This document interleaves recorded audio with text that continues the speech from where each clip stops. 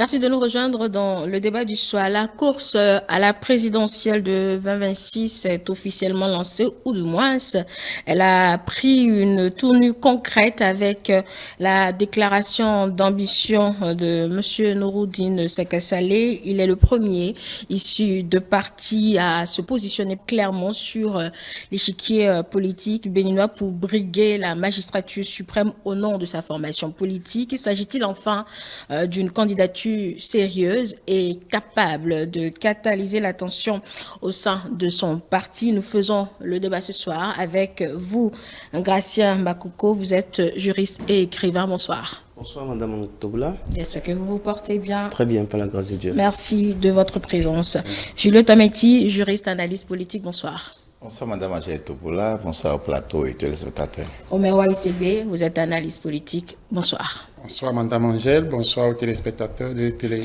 Merci donc pour votre présence à vous trois. Allez, on va commencer peut-être par vous, Roméo. Vous êtes analyste politique. La candidature de M. Sakasalé, la toute première partisane déclarée pour 2026, une candidature qu'on pourrait prendre enfin au sérieux?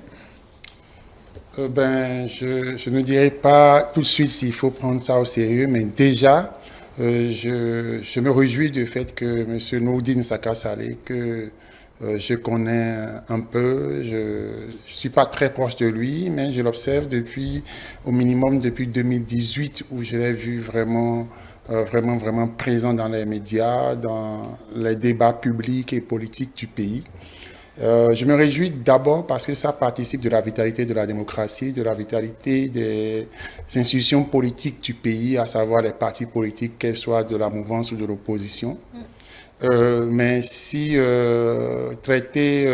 qualifier cela de sérieux ou d'officiel, je crois que déjà la voie par laquelle il a pris les tons utilisés, les arguments utilisés, puisque l'élément au cours duquel il a fait cette déclaration, il a eu à dire un certain nombre de choses qui, à mon avis, me donnent beaucoup de réserves par rapport au sérieux, n'est-ce pas, de sa déclaration de candidature pour les élections prochaines de 2026. Néanmoins, je trouve que c'est quand même déjà un peu responsable que ce soit un membre qui se revendique membre d'un parti politique oui. Et qu'il soumette, n'est-ce pas, dans sa volonté, qu'il le soumette aux instances de son parti politique. Et déjà, ça réduit un peu le champ de la pagaille et des désordres auxquels on pourrait assister s'il n'y avait pas de l'ordre et des réformes qui ont été opérées les années antérieures, à savoir à partir de 2019, où nous sommes rentrés dans un nouveau paradigme politique au pays. Alors, Julio Tometi, un peu pour dire, et Roméo a commencé tout ce bavardage autour, quoi qu'on veuille, les candidatures viendront des formations politiques et cette ambition exprimée montre clairement que ça viendra peut-être des partis politiques en dehors de ceux qu'on a vus comme Daniel Eda et Kemi Seba. Oui, Madame Angèle, ce n'est que ce que nous demandions. Ce n'est que ce que nous demandions. C'est vrai que les candidatures doivent sortir au sein des partis politiques, mais l'opinion publique aussi a droit à mettre des noms sur des visages par rapport à cette intention. Et donc, la réforme des sympathisants n'a jamais empêché qui que ce soit de dire ses intentions. Et Nouroudine Sakasalé, en le faisant, n'a pas encore déclaré sa candidature. Il a déclaré son intention, d'accord, d'être candidat à la candidature au sein de son parti. Et je me réjouis qu'il ait reconnu dans une certaine mesure que si ce n'était pas la structuration actuelle de la réforme, je ne sais pas, qu'il l'aurait déjà fait depuis longtemps, ou s'il n'était pas au sein d'un parti politique, il l'aurait fait depuis longtemps. Ça veut dire que d'une manière ou d'une autre, la réforme, du sympathisant a quelque peu restructuré les choses pour tenir les gens en fait dans une certaine dynamique, comme je l'ai toujours dit, pour que force reste au parti politique. Donc, est-ce que la candidature est sérieuse? C'est opportune que cette déclaration vienne. C'est opportun, non? C'est opportun que ça vienne. Seulement, Nouroudine Sakasalé, on l'a déjà vu. On l'a déjà vu, et lui-même l'a rappelé, pour les élections présidentielles, pour les élections présidentielles 2021. Il avait déjà annoncé son intention de candidature pour le compte des démocrates. Et lui-même a dit qu'il s'est ravisé parce que il s'est positionné un certain nombre de personnes qui, du point de vue, non pas de ce qu'il propose, mais du point de vue, en fait, de leur carrure sur le paysage politique national, il a estimé que ces personnalités pourraient mieux représenter son parti. Non, je vais revenir à l'amalgame tout à l'heure, vous allez constater, pourrait mieux représenter son parti. Donc, un premier revers. Deuxième, élection législative de 2023. Nouroudine Saka Saleh sur tous les plateaux, sur les questions même de dépôt de dossier de candidature, sur les questions de quitus fiscale qu'on ne voulait pas lui délivrer parce qu'il y aurait des sociétés ou des établissements qu'il a fermés depuis des années, mais qui n'a pas dû en fait faire le formalisme nécessaire pour que cela soit radié en fait des livres. Et donc, les impôts lui ont été comptés, il a comptabilisé, il a fait beaucoup de déclarations à la presse. Finalement, il s'est dit candidat, mais à la dernière minute, son parti politique, sans l'avoir consulté, a retiré, a retiré sa candidature pour les législatives. Donc, deux revers. Est-ce que ça permet aujourd'hui de qualifier, en fait, son intention de sérieuse? Et donc, moi, je disais tantôt que on en avait besoin. Mais, sérieuse au moins du point de vue partisan. Mais du point de vue de ce que l'homme a été, au-delà en fait de cette brillante idée, on peut avoir quelques doutes. Maintenant, quand on va dans le fond, je l'ai suivi et j'ai été un peu mélangé. Je vais relever juste un seul aspect. Et si vous attendez afin que je donne d'abord la parole à Gracia Makoko avant que vous n'alliez au fond. Bon, il soulève déjà, pose un problème de fond, mais dans la forme, on peut se dire que ça vient au moins, cette ambition déclarée vient au moins d'une formation politique, comme quoi c'est possible, Gracia Makoko.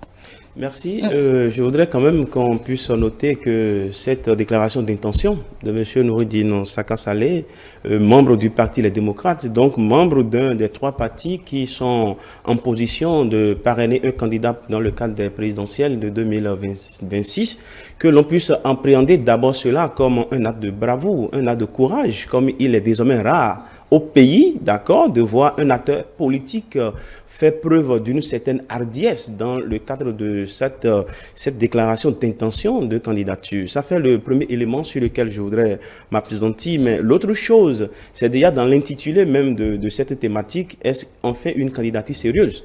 C'est à croire que jusque-là, ou avant cette déclaration d'intention, ceux qui l'ont fait, je voudrais faire allusion à M. Kamiseba et à M. Daniel Ida, entre griffes, que ces déclarations d'intention n'étaient pas sérieuses. Maintenant, au fond... On vous a rappelé le cadre légal, M. Oui, Makoko. parce que cette déclaration d'intention... Si on le rallie au cadre légal, on est à même de s'interroger. Tout à fait, tout à fait. Non, en réalité, je ne suis pas en train de jeter les pics à ceux qui ont proposé cette thématique, mais pour dire quand même que dans la formulation en soi déjà, on peut commenter, il y a objet à débat. Maintenant, ce que je voudrais ajouter pour finir, c'est que M. Nouroudine vient de donner la preuve que même en étant du Parti Les Démocrates, de l'UPR, du BR, que la loi aujourd'hui sur la réforme du système partisan ne fait obligation à personne de maintenir le silence, que les gens, lorsqu'ils se sentent capables de s'inscrire ou d'entrer dans cette course-là, que les gens sont libres, que ce n'est pas la loi qui a empêché les gens de déclarer leurs intentions. Donc je pense que c'est un élément fort et on le lui reconnaît. Hein. Maintenant, est-ce que la candidature est sérieuse? Ça va appartenir d'une part à l'opinion et d'autre part à son parti politique. Mais pour ce qui est déjà de l'opinion, nous avons notre mot à dire. Nous avons vu l'homme qui n'est pas seulement un activiste, c'est aussi un acteur politique. Donc pour ce qui concerne l'analyse qu'on peut faire de l'extérieur du Parti des démocrates, vraiment on peut revenir sur cette question-là. Si on peut considérer qu'il est le premier à déclarer cette ambition, en tout cas du point de vue des formations politiques, pour tout ce qui est formation politique, va-t-il faire maintenant consensus au sein de sa formation politique? Reste un autre débat, Roméo Aïssegbe, puisque lui-même, comme Julio le rappelait, s'est désisté au profit de 2 autres en 2021. Est-ce qu'il va faire consensus? Sa formation politique va aviser ou avisera? Merci beaucoup. Je crois que lui-même a déjà lancé les couleurs, qu'il n'est pas certainement la personne que si ça revenait à sa formation politique de faire un choix qu'ils allaient choisir aisément. Et j'en vais pour beaucoup de déclarations qu'il a fait au cours de cette émission-là, où j'ai eu le temps de bien le suivre. C'est qu'on a constaté avec l'aide des questions du journaliste que c'est quelqu'un qui, qu'on le veuille ou pas, a de malaise ou de difficultés à s'entendre avec un certain nombre de têtes. Et là où je trouve même un peu aberrant, excusez-moi de le dire ainsi, c'est que quand il veut se donner de la valeur en disant que en 2019, jusqu'à la veille des élections de 2023, que lui, il était dans les médias, il défendait le parti politique avec ses propres moyens. C'est quelque chose qui a sonné. C'est pas une aberration non plus. Hein. Non, je vais revenir. Je n'ai pas dit que c'est l'affirmation-là qui est une aberration. En fait, lorsque il précise qu'il a laissé son job et qu'il a fait cette démarche-là avec ses propres moyens, et rapidement, il estime que si tel, à savoir le président du parti, s'il avait besoin de lui, il l'aurait appelé et autres. Si vous prenez un ensemble de déclarations que je ne voudrais pas prêter ma bouche à répéter parce que je juge ça de pas trop normal entre griffes, je trouve que lui-même annonce, et c'est une manière à mon avis, de susciter au sein de l'opinion, en dehors du parti, quelques soutiens qui mettent pression, n'est-ce pas, sur la direction de son propre parti politique. Ah bon? Oui. Si vous analysez un peu dans ces faits, c'est un peu comme genre, je me suis donné corps et âme, et c'est là que je retrouve le personnage qui avait fait, qu'il vous souvienne, une petite scène au niveau du ministère du Plan, quand il était conseiller technique du ministre d'État Abdoulaye Biotchane. C'est-à-dire c'est quelqu'un qui a l'habitude de vanter ses mérites lui-même. Et pour le Bénin que nous connaissons aujourd'hui, je ne pense pas que ça soit bienvenu. Donc quand il estime... Aucune loi ne l'interdit non plus, hein, Romain. Non, aucune loi ne l'interdit, mais dans le cadre d'une institution, dans le cadre d'un parti politique, où aujourd'hui il est question de parrain, vous ne pouvez pas, en parlant, expliquer, déjà laisser croire que le poste, par exemple, les places de députés à l'Assemblée nationale ne sont pas des fonctions que vous auriez aimé vous-même occuper, et que vous avez laissé ça. En fait, vous avez laissé ça aux mini-frétins, aux gens qui n'ont pas votre gabarit. D'accord. La posture vous a perturbé. Non, en réalité, ça va perturber les 28 parrains. Ce que je suis en train de dire, en fait, c'est que les 28 parrains, déjà au niveau de sa formation politique, sont indexés et seront frustrés, qu'on le veuille ou pas. Et on peut déjà constater dans ce fait-là, est-ce que ce qu'il disait en disant que s'il n'y avait pas cette réforme de système partisan, qu'il aurait déclaré sa candidature depuis, est-ce que c'est pas qu'il est en train de voir comme une couverture remplie d'épines qu'est l'imposition, je vais dire, des tests en vigueur pour être candidat et porté par le parti politique. Mais en même temps, il se dit, puisque c'est un couloir obligatoire par lequel je vais passer, je vais livrer aux vindictes populaires ceux qui, au moment venu, ne vont pas m'accorder leur voix pour que je puisse être le candidat légitime du parti. En tout cas, c'est une lecture qui est claire. Vous n'en savez rien, mais si les parrains se réfèrent à cette déclaration précédente, pas évident qu'ils soutiennent sa candidature. C'est ce que vous êtes en train de dire. Oui. Julio Tometti, je vous donne la parole. Merci. Deux éléments qu'il faut noter. Noureddine Saka Saleh, de sa déclaration, dit qu'il n'est pas membre, d'aucun organe du parti. Il est membre fondateur, mais il n'est membre d'aucun organe du parti. Ça veut dire que là où les décisions seront prises, il ne sera pas là. Premier élément. Deuxième élément, voilà quelqu'un qui, de cet échange-là, on a compris que voilà quelqu'un qui n'a pas été peut-être, je ne dirais pas en symbiose, mais n'a pas été en contact avec le premier responsable du parti pendant un bon moment, pendant plus d'une année, justement. Et donc, je me dis, mais comment, en fait, une telle candidature peut prospérer? Troisième élément, Noureddine Saka Saleh estime que pour la désignation du candidat ou des candidats du parti, qu'il y aura un débat public et qu'on confronte argument contre argument. Il vous sollicite même, Mme Angèle Toboula, la presse a donné le cadre d'expression pour que les candidatures au sein des partis politiques puissent s'affronter.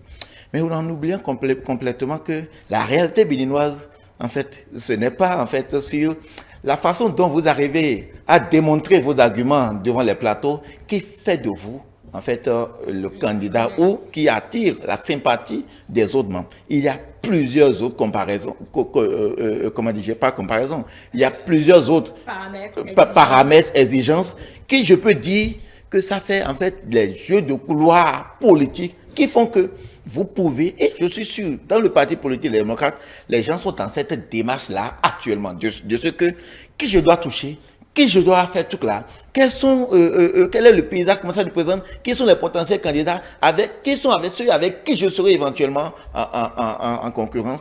Je n'ai pas l'impression, en fait, qu'il ait fait cette analyse-là pour véritablement faire le diagnostic du terrain sur lequel il marche. S'il pense que ça va se faire comme peut-être un plateau grand public et que c'est celui qui aurait parlé plus que les autres, mon cher ami, il se trompe. Le grand frère qu'il est, il se trompe. Qu'il revienne en fait dans la réelle politique pour savoir qu'en vérité, ce n'est pas votre capacité de maniement de la langue de Molière qui c'est un appel à son parti politique d'ouvrir justement ces échanges. En fait, il est dans une forme d'idéalisme politique. Le rêve, d'accord, auquel nous jeunes, nous aspirons de dire, on doit nous compter en fonction de ce dont nous sommes capables, en fonction de nos idées. Mais la réalité aujourd'hui fait que, excusez-moi, bien malheureusement, ce n'est pas ça. Et nous, Oudin Saka Saleh doit s'en accommoder. Sinon, il sera, à côté de la plaque. Alors, je vous repose la même question. Consensus, pas évident aussi, au sein de sa formation politique, au vu de ces éléments que vous venez de rappeler. Non, voilà, il y a un autre élément. Je ne suis pas certain qu'il ait le consensus. Parce que, regardez un peu, de ce qu'il dit, ça veut dire qu'au sein du parti politique des démocrates, on est au moins sûr aujourd'hui qu'il n'y a pas encore un mode de désignation sur lequel un mécanisme de désignation sur lequel les uns et les autres se soient entendus. Ça, c'est au moins une évidence. Deuxième élément, j'ai entendu dire la dernière fois, et ça m'a paru complètement, je vais utiliser les mots de Roméo, aberrant, d'accord, de monsieur Basile Arossi, qui dit que le président responsable lui a demandé d'identifier, de penser à des noms. Ce n'est pas que si des gens ont des ambitions de les exprimer, on prend tel canevas, mais que chacun soit en train de penser à des noms qu'il va proposer, qui sont ceux-là qu'on a envoyés à des missions pour changer. Ça veut dire que, en fait, la candidature au sein des démocrates sera une candidature cooptée, d'accord, et non l'expression d'un certain nombre d'ambitions ou basée sur les idées que les uns et les autres auront à mettre la table. Il y a un certain nombre de personnes qui auront été identifiées et à qui reviendront en fait la charge d'identifier ou de proposer des candidatures que peut-être en cercle restreint au plus haut niveau du parti, la discussion se fera. Et malheureusement, Oudin Saka Saleh ne peut pas être à cette discussion-là parce qu'il n'est pas dans l'architecture organisationnelle du parti, tant du point de vue structurel que tant du point de vue des rapports personnels. Allez, Gratien Bakoko, alors, une ambition qui est exprimée au sein d'une formation politique. Ce n'est pas la première fois, ça fait au moins le deuxième acte. La première fois, il s'est désisté selon ses explications pour permettre à d'autres d'aller au-devant. Quel écho cette fois-ci pour cette ambition? Je vous remercie pour la question. Vous savez, je ne suis pas accoutumé à faire les débats de personnes, mais je voudrais quand même dire que quand on parle de M. Nouroudine Saka Saleh, il s'agit en réalité, puisqu'il a fait la preuve, il s'agit d'un esprit libre. C'est un esprit libre qui n'est pas d'accord avec le statu quo. Et la sortie qu'il a faite, au-delà de ce que les uns et les autres peuvent lui reprocher en termes de démarche ou de mots choisis ou mal choisis, je pense que sa sortie vise un objectif. L'objectif, c'est l'instauration de démocratie interne dans les partis politiques. Je voudrais que nous notions ensemble que la sortie que M. Saka Saleh a faite est une sortie pour nous dire quelque part que la réforme du système partisan n'est pas allée suffisamment à la fin. Et pourquoi je le dis? Quand vous lisez le code électoral nous présente que désormais le choix des candidats pour les présidentielles revient à qui? Revient aux partis politiques. Mais cette loi électorale n'est pas allé suffisamment loin pour nous dire la façon dont les partis politiques vont choisir leurs candidats. C'est la loi ou plutôt le statut interne des Non, partis? non, les partis ont des règlements, des statuts. Parce que la loi peut aller juste là. La loi peut aller juste là. Pourquoi? Pourquoi on a voulu que ce soit les partis politiques qui choisissent les candidats? Justement parce qu'on a eu un parcours, on a eu une histoire. Et on a constaté que pour la plupart du temps, ceux qui sont choisis, c'est dans les états-majors, ce qu'on peut appeler les couloirs politiques, les schémas politiques. Je ne sais pas si vous voyez un peu ce que sont les débats. Là n'est même pas le débat. Non, en fait je suis en train de nous faire entrevoir un autre aspect, du moins, de la sortie de M. Noureddine Saka Saleh. Parce que vous savez qu'il s'agit d'un esprit libre. Et en réalité, cette sortie de M. Noureddine Saka Saleh voudrait amener le Parti Les Démocrates à aller dans une direction donnée. À savoir que, avant de sortir le candidat de ce parti, il ne faudrait pas que ce soit le fait simplement du président Boniaï, du fait simplement des membres du bureau politique du Parti Les Démocrates, mais il faudrait simplement que ce soit d'accord à la fin des débats ou à l'intérieur du parti pour qu'on puisse voir de quoi qui est capable avant de procéder au choix. Donc, c'est la lecture que moi je fais à titre personnel par rapport à cette sortie. Je n'occupe pas ce que les uns et les autres ont dit. Maintenant, par rapport à ça, est-ce que ça va être accepté ou pas? Je voudrais quand même faire observer que si on doit rester dans une sorte d'objectivité, on ne peut pas rester ici et conclure que son intention ne va pas pouvoir prospérer.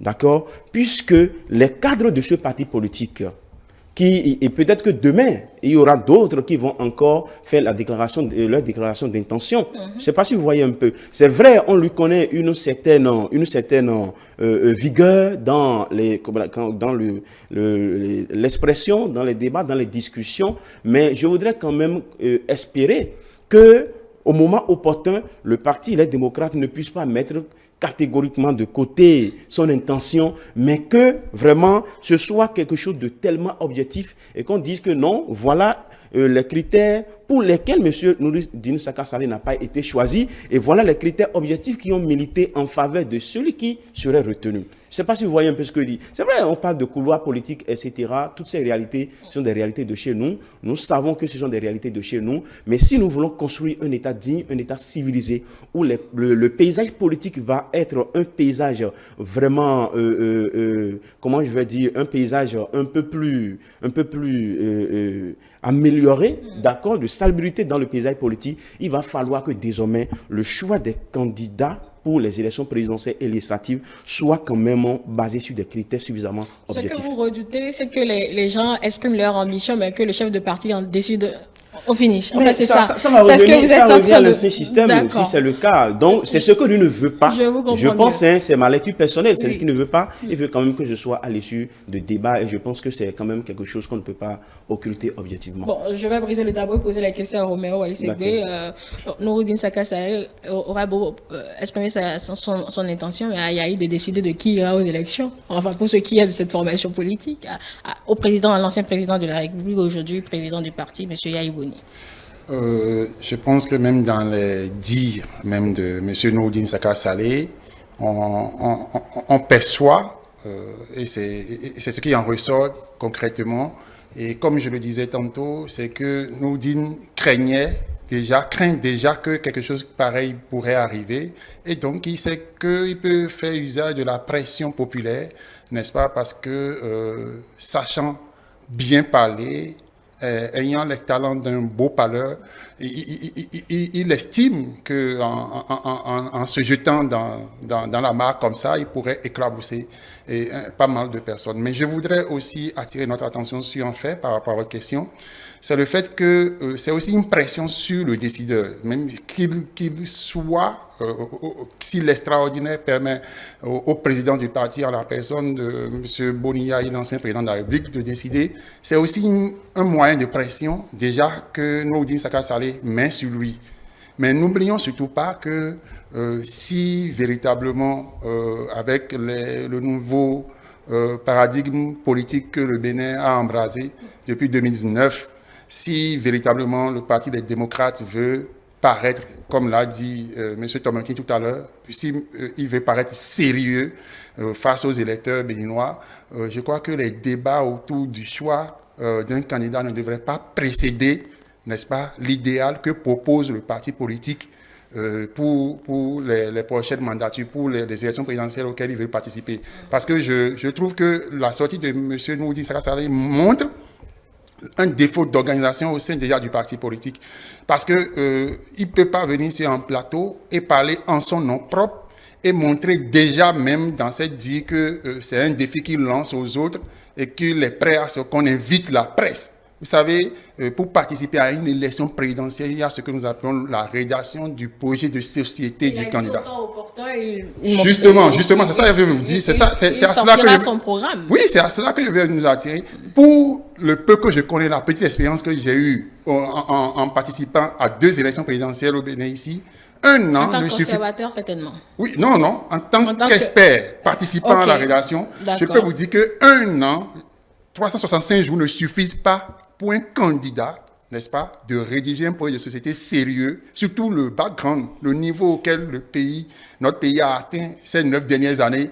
On ne peut pas s'amuser à dire que lorsqu'on aurait fini la bataille, n'est-ce pas, de je serai choisi ou pas, qu'on va nous sortir. Qui vous a dit que c'est la presse-là qui va rédiger, puisqu'il a tenté depuis 2021, enfin, il avait l'intention depuis 2021. Oui, justement, avoir l'intention depuis 2021, avoir l'intention depuis 2021 et avoir vécu les mutations que le Bénin a connu, tant sur le plan des réformes que tant sur les évolutions infrastructures qu'on a vues aujourd'hui avec les orientations. Il a eu le temps de rédiger, c'est cela? Non, je ne suis pas sûr parce que l'homme dont on parle et dans ses propos, excusez-moi de le dire, j'ai senti une naïveté politique déjà, même dans ses propos. Et là, je ne parle pas de l'intellectuel, mais je parle du champ politique.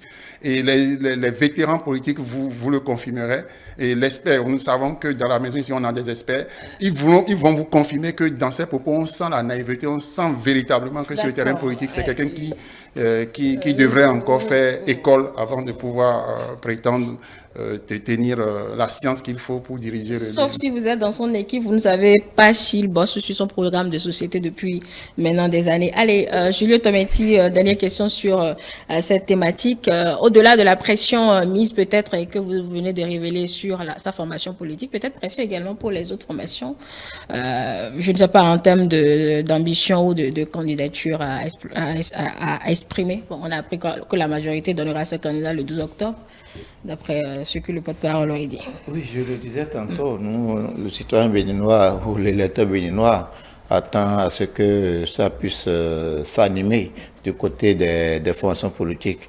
Que tout au moins, le béninois soit situé en fait sur les mécanismes de désignation des candidats pour les partis d'une certaine façon.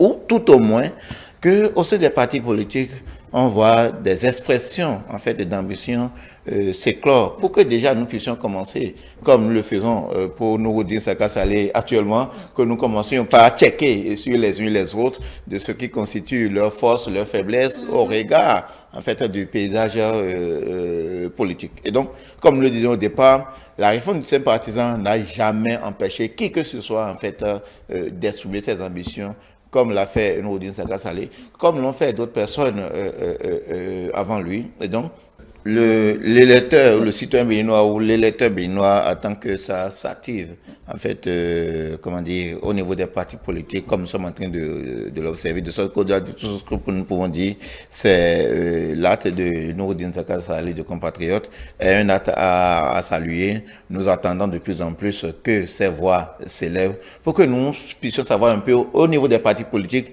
ce qui reste à faire, ce qui est en train d'être dit ou ce qui doit être fait et qui ne se fait pas et dont nous ne sommes pas encore informés. Mais la question que j'ai peut-être pas posée sur ce sujet, ce premier sujet, c'est que est-ce que cette ambition déclarée peut motiver également d'autres à faire pareil, Julio Tometti? Oui, il peut motiver d'autres, mais en fait, il peut motiver d'autres en termes d'exemple.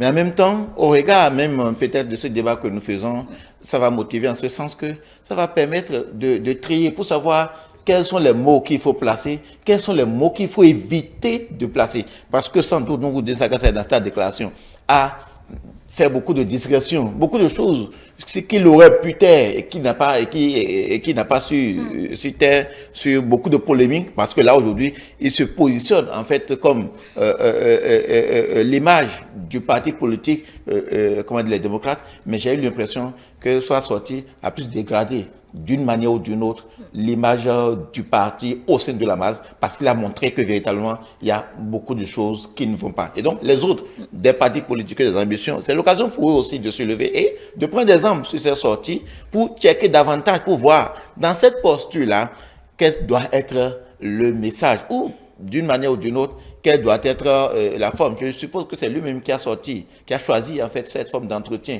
Il aurait pu faire quelque chose comme l'a fait Daniel Eda, une déclaration, mais en fait cette sortie permet aussi de discuter beaucoup en fait de l'actualité et d'avoir de la matière. Donc l'appel est lancé, que nous soyons d'un parti d'opposition, de la mouvance ou centriste ou toute personne qui a des ambitions, nous avons envie en fait que pour nos prochaines élections présidentielles, que ça s'active au mieux.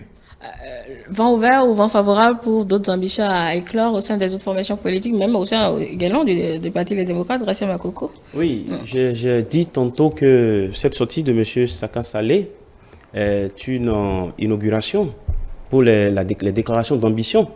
Pour tous ceux qui avaient peur de déclarer de l'ambition, il vient de donner la preuve que ça peut se faire.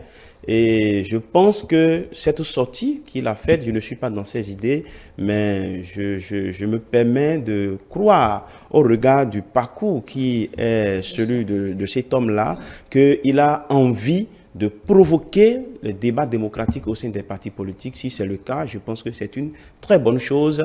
Et au-delà des démocrates, les autres partis politiques peuvent également lui emboîter les pas à travers leurs militants. Ce n'est pas encore mauvais de dire « je pense que je peux gouverner le Bénin, je pense que je peux être présidentiel pour 2026 ».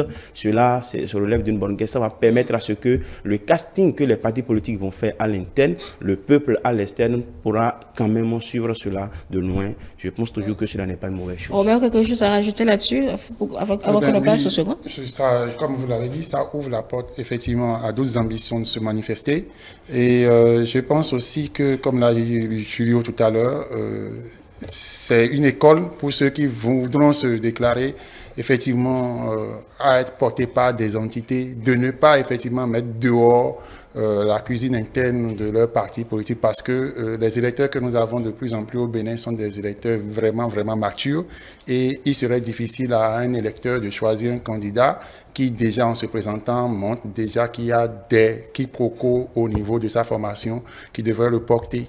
Et donc, si on devrait en tenir compte, j'inviterai les autres ambitions qui devraient se déclarer d'être dans une forme d'élégance, n'est-ce pas, dans leur déclaration, surtout que qu'ils n'oublient pas, c'est des parrains d'abord. Il faut convaincre d'abord les instances dirigeantes de son parti politique et avoir les parrains avant de faire quoi que ce soit. À l'Union progressiste, le renouveau, il y a un autre élément dans ce bras de fer avec l'ex-PRD. On a vu une lettre de demande d'explication et puis une réponse, et puis ça s'est soldé par une suspension de M. Aramenou des instances de la formation politique. Alors, cela suffit-il pour mettre un terme au bras de fer, ou bien jusqu'où ira-t-on dans ce bras de fer après cette suspension de M. Aramenou? Je reste avec vous, Roméo Waïségbe. J'ai eu l'image d'un baobab agité par une tempête. Ces derniers jours où il y a eu cette affaire où on peut appeler affaire PRD.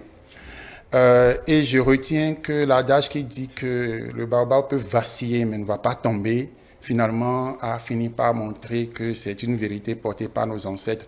Vous savez, la demande d'explication en elle-même déjà adressée montrait véritablement que il y a un non-lieu par rapport à tout ce que le débat public a porté par rapport à ce malaise, je dirais, entre griffes, qui a poussé et a pris beaucoup d'encre et de salive en République du Bénin. Parce qu'en réalité, si on tient compte des faits, ce qui est factuel par rapport à UPR, qui est un parti politique qui a des élus, n'est-ce pas, et qui a déjà participé aux élections législatives, et que une tierce personne, je le vois encore agité dans les médias en train de dénoncer un certain nombre de faits. Et la demande d'explication nous montre maintenant la position de ce monsieur-là au sein de l'appareil de direction du parti IPR. Là, tout de suite, je crois que pour tous ceux qui que je connais, pour le moyen des Béninois que je connais intelligents en lisant la lettre, déjà comprendre que le monsieur lui-même ne se tient pas dans une posture de pouvoir soulever un tel débat. Alors, je peux tout de suite dire que cette demande d'explication, quoique la réponse ait lieu, la suspension est légitime. La suspension est normale selon les articles cités par le... Mais après cette suspension, dans ce bras de fer, on ira encore où?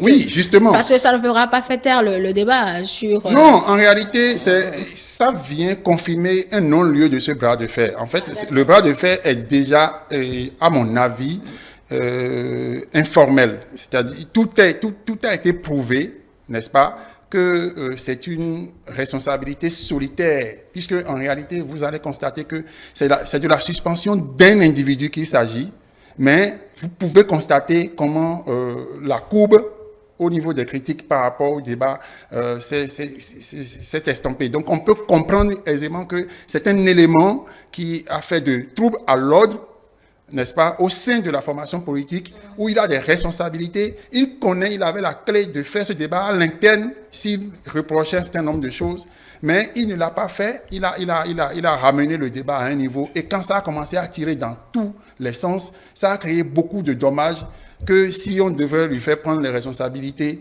la suspension seule déjà montre que le parti est responsable. Parce que ce que vous pouvez constater avec moi, où j'affirme que le bras de fer ne va pas continuer certainement à mon niveau, c'est que la personnalité de l'ancien président de l'Assemblée nationale, ancien président d'honneur du parti, de l'ex-parti PRD qu'il défend, n'a pas été égratigné et il n'a nullement été cité dans les sanctions qui lui sont appliquées à lui. Ça voudra dire que c'est quelqu'un qui, de ses propres chefs, s'est levé et qui a fait usage, n'est-ce pas, de son intelligence, de son intellectualisme, mais qui était dans le décor. Vous oubliez que la réponse au ministère de l'Intérieur pour réclamer l'existence légale du PRD venait de Maître Adrien Rougbéki. Et c'est là, justement, c'est le choc entre la demande d'explication qui est véritablement attribuée. Puis c'est les articles qu'on a cités dans la lettre, n'est-ce pas, de demande d'explication, montraient clairement que même la citation de cet acte qu'on a poussé le patriarche à faire n'était pas légale. Bon, d'accord, je reviendrai à vous si on a le temps. Oui, vous partagez la lecture, Julio Tometti. Je demandais, après cette suspension, est-ce que où on s'achemine dans ce bras de fer? C'est sa lecture, je ne sais pas si vous la partagez. Vous avez la parole. J'ai une autre lecture. Parce que je ne vois pas de lien entre les deux faits. Quand bien il y a un lien de connexité. La démarche des ex-responsables de l'ex-parti PRD, j'ai l'habitude de dire que c'est beaucoup plus d'une question de subsistance de l'ex-PRD qu'il s'agit que de l'existence de l'Union progressiste, le renouveau. Et donc, les premiers acteurs majeurs, en fait, de cette dissension, c'est les responsables de l'ex-parti PRD et le ministère de l'Intérieur. Le parti Union progressiste, le renouveau, n'est qu'un tiers collatéral qui, en fait, est quelque peu victime, en fait, des effets collatéraux de cette guerre-là. Et donc, de ce point de vue, en fait, le Parti pour l'Union progressiste et le renouveau veut réaffirmer son autorité. Dans cette démarche-là, vous allez voir le parti politique saisir, en fait, son membre, puisque M. Garcia Romenou demeure membre du parti politique Union progressiste, le renouveau, et membre d'un certain nombre d'organes. Et donc, ces agissements, ces déclarations publiques sont constitutifs de fautes graves au sens des dispositions des statuts, notamment l'article 121 et d'autres dispositions du règlement intérieur. Et donc, pour sanctionner, qu'est-ce qu'il faut? Il faut forcément une procédure disciplinaire. La procédure disciplinaire commande que, avant de sanctionner quelqu'un pour faute grave, il faut l'avoir écouté. Et donc, de ce point de vue, c'est ce qu'a prévu l'article 123 des statuts de l'Union progressiste du Renouveau. Il faut l'écouter. Et donc, c'est ce qui justifie que le parti lui ait adressé, en fait, une demande d'explication. Nous avons vu la réponse à la demande d'explication, qui entretenait toujours, en fait, qui tentait d'entretenir toujours le flou ou la guerre. Le parti politique a dû prendre la décision de sa suspension, notamment en ce qui concerne ce qu'a prévu le règlement intérieur et de tout là, viendra sans doute après, selon la procédure, la sanction ultime qui peut être D'accord, vous ne voyez pas le lien peut-être, mais je vous pose la question qui va vous amener à voir le lien. Tout cela a commencé parce que quelqu'un réclame l'existence légale d'une formation politique qui a fusionné pour donner naissance à un autre. Donc, question, est-ce que cela va suffire, cette suspension suffit pour faire taire le débat sur cette réclamation de l'existence du PRD, d'où on vous demandait jusqu'où ira encore l'Union progressiste du Renouveau. Le débat de point de vue formel est tu. Il n'y a plus de débat. Il n'y a plus de débat. À votre lecture. Oui, à ma lecture, il n'y a plus de débat. Et je l'ai dit tantôt, je l'ai dit peut-être dans une émission, ce qui risque d'arriver. C'est pourquoi je dis, le PRD est beaucoup plus, l'SPRD est beaucoup plus en but avec le ministère de l'Intérieur. Parce que les correspondances qui ont été échangées, c'est formellement avec le ministère de l'Intérieur. Et le dernier acte du ministère de l'Intérieur sonne comme une sommation de n'avoir plus à utiliser ou de n'avoir plus à diriger ou administrer un parti politique qui est dissous. Et donc, de ce point de vue, si la guerre doit continuer, ça sera au niveau des instances judiciaires. C'est-à-dire quoi? Ce que le PRD a fait s'apparente comme un recours gracieux auquel le ministère n'a pas fait droit, et donc s'il reste quelque chose, c'est le plein contentieux. Si les responsables de l'SPRD estiment que leur position est justifiée, il leur reste de saisir la Chambre administrative de la Cour suprême pour connaître de ce différend-là. Sinon, autrement, actuellement, la voie qui est la voie la plus formelle, prépondérante, c'est la voie de l'administration du ministère de l'Intérieur, suivant lequel le parti PRD n'existe plus à l'issue de sa fusion avec l'SUP pour devenir Union progressiste, le Renouveau. Et donc, pour moi, de ce point de vue, il n'y a plus de débat. Le seul débat qui est actuellement, ce sont des individus, membres du parti politique Union progressiste, le Renouveau, qui posent des actes attentatoires aux intérêts ou à l'orientation du parti politique. Le parti politique s'abousse sur cette thèse, prendre des mesures des mesures disciplinaires conformément à la procédure. Et pour moi et pour les responsables du parti politique, c'est ce que, parce que vous allez voir, après la sortie de deux acteurs, il n'y a plus de polémique. Bon, ici. On a lu qu'il y a des militants de l'ex-PRD qui réclament que cette fusion soit reprise et soutiennent M. Aromeno. Bon, c'est votre lecture. C'est votre lecture à vous, Julio Tometti. Il faut parler des choses plus formelles que des remous. D'accord. En fait, Gracieux Makoko, vous avez la parole sur ce sujet. Non, je vais être assez succinct, puisque vous avez parlé de bras de fer. J'ai comme l'impression qu'il n'y en a pas. Il n'y a pas de bras de fer parce que le ministère de l'Intérieur a pris un acte de dissolution du PRD. Après, M. Gracien, qui porte mon prénom, Aromeno, a continué par agir au nom du PRD qui a été dissous par le ministère. Le ministère a fait un rappel à l'ordre. D'accord? Et lorsque le ministère fait un rappel à l'ordre, l'acte administratif qui est pris par le ministère de l'Intérieur, d'accord, à défaut d'être attaqué devant une juridiction administrative, à défaut que le contentieux devant le juge est allé à terme, c'est qu'il y a un principe fort en droit administratif qu'on appelle le privilège du préalable. C'est-à-dire à partir du moment où l'acte pris par l'autorité n'a pas été annulé par une juridiction, c'est qu'on suppose que cet acte-là mérite respect. Ça, il n'y a plus de débat. C'est à croire qu'il n'y avait plus de bras de fer.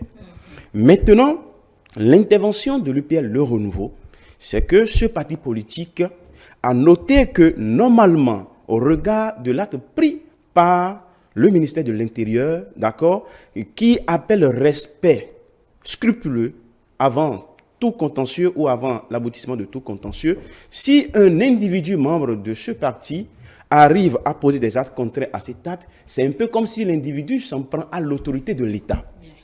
Et c'est un peu comme si l'individu ne respecte pas les principes, les 3 principes ou 4 principes énumérés à l'intérieur des statuts de l'UPR Le Renouveau, d'accord, lesquels des principes renvoient au respect des autorités, au respect des principes démocratiques. Donc, si l'UPR constate qu'il y a un militant qui est en déphasage avec les autorités, comment on appelle, publiques de l'État, alors que de pareils agissements n'entrent pas dans la philosophie du parti, il est effectivement de bon ton que ce parti-là puisse taper sur la table et sanctionner ce militant-là. Et on a constaté que la procédure a été régulière. D'abord, une demande d'explication et une explication un peu, comment on appelle, incendiaire, ou une explication un peu... on a lu quand même dans...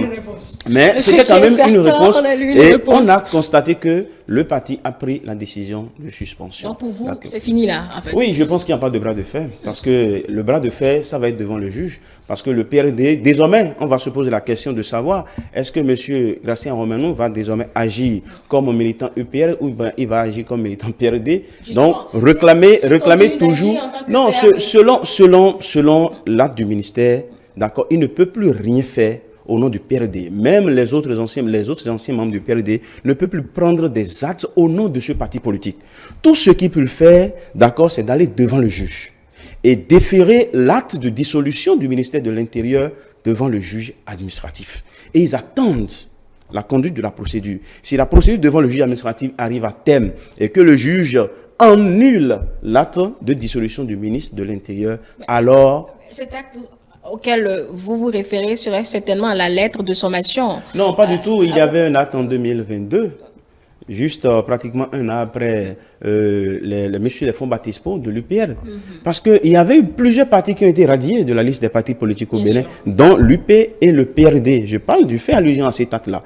Puis c'est cet acte qui a privé le PRD désormais d'existence légale au Bénin. Donc tout ce qu'il faut faire, d'ailleurs ils ont attendu 2022 et 2025, ça fait 3 ans. Ça veut dire qu'ils sont au courant de la dissolution, d'accord, par l'autorité. Et bon, ils ont laissé passer 3 années. Maintenant, c'est à eux d'aller se plaindre s'ils veulent continuer quand même, ouvrir le contentieux. Et si le juge estime qu'ils sont encore dans les délais, ça fait tant mieux. Si le juge leur donne encore raison, c'est encore tant mieux pour eux. Et là, c'est quand le juge va leur donner raison qu'ils pourront continuer par agir au nom de ce parti-là. Pour mes 3 invités ce soir, c'est que le débat est clos, en tout cas pour cette situation. Je vous résume bien pour vous parce que c'est un individu ou une personnalité qui semble troubler la cohésion au sein d'une formation politique qu'on a suspendue jusqu'à nouvel ordre. Qu'est-ce qu'on fera après? C'est à la formation politique, UP Le Renouveau, de décider de la suite à donner, en tout cas pour ce qui concerne une sanction disciplinaire contre un de ses membres. Merci beaucoup, Gracien Makoko. J'ai failli dire Wamenou. Merci beaucoup, Gracien Makoko. Vous êtes juriste et écrivain au Roméo Aïssegbe. Vous êtes analyste politique et vous, Julio Tometti, juriste et également analyste politique. Mesdames et messieurs, c'est tout pour le débat de ce mardi. Nous vous retrouvons jeudi avec le même plaisir, d'autres thématiques et également d'autres invités. Demain, mercredi, vous avez rendez-vous avec les invités du Forum politique pour justement l'émission Le Forum politique. Je vous rappelle que toutes nos productions restent disponibles sur nos plateformes numériques, notre site internet www.etelebénin.com, notre chaîne YouTube ETélé Bénin, notre page Facebook ETélé en direct et notre application ETélé Bénin. C'était un plaisir ETélé avec vous, pour vous. Merci pour votre fidélité à nos programmes.